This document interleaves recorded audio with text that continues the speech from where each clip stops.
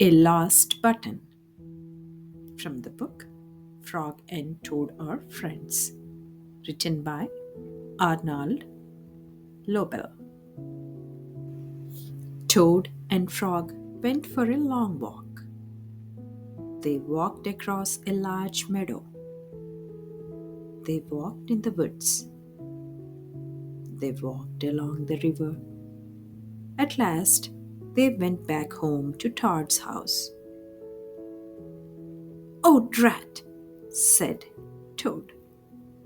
"Not only do my feet hurt, but I have lost one of the buttons on my jacket." "Don't worry," said Frog. "We will go back to all the places where we walked. We will soon find your button." They walked back to the large meadow. They began to look for the button in the tall grass. "Here is your button," cried Frog. "That is not my button," said Toad. "That button is black. My button was white." Toad put the black button in his pocket. A sparrow flew down. "Excuse me," said the sparrow. "Did you lose a button? I found one." "That is not my button," said Toad. "That button has 2 holes. My button had 4 holes." Toad put the button with 2 holes in his pocket. They went back to the woods and looked on the dark paths. "Here is your button," said Frog. "That is not my button," cried Toad. "That button is small. My button was big." Toad put the small button in his pocket. A raccoon came out from behind a tree. "I heard that you were looking for a button," he said. "Here is one that I just found."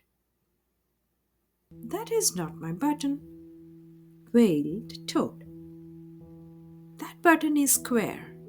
My button was round." Toad put the square button in his pocket. Frog and Toad went back to the river. They looked for the button in the mud. "Here is your button," said Frog. "That is not my button," shouted Toad. "That button is thin. My button was thick." Toad put the thin button in his pocket. He was very angry. He jumped up and down and screamed. "The whole world is covered with buttons, and not one of them is mine." Toad ran home and slammed the door. There, on the floor, he saw his white, 4-holed, big, round, thick button. "Oh," said Toad. "It was here all the time. What a lot of trouble I have made for Frog." Toad took all of the buttons out of his pocket. He took his sewing box down from the shelf.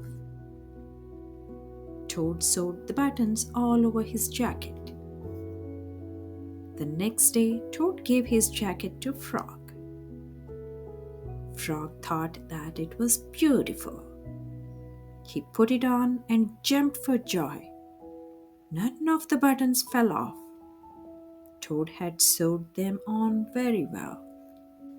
The end. Hope you enjoyed the story, and we'll be back with another one, A Swim. Until then, take care.